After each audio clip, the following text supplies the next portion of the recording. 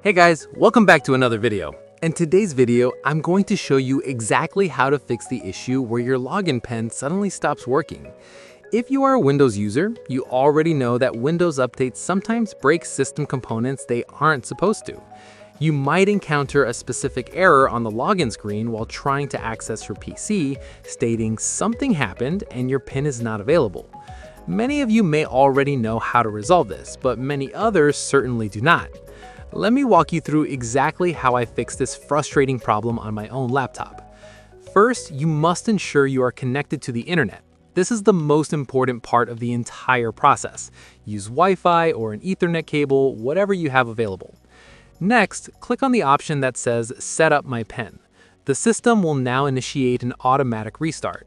This process will take a couple of seconds, so just wait patiently until it is fully completed. Next, you will see a Microsoft account login screen appear, just like this one.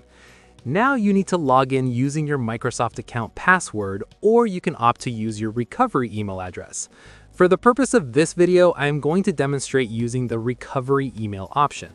Go ahead and enter your recovery email, then check your inbox for a verification code sent by Microsoft.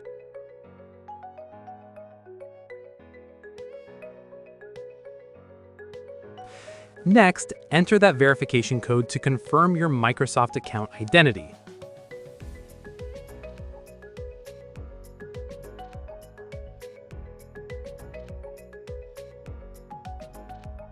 Now click on the Continue button.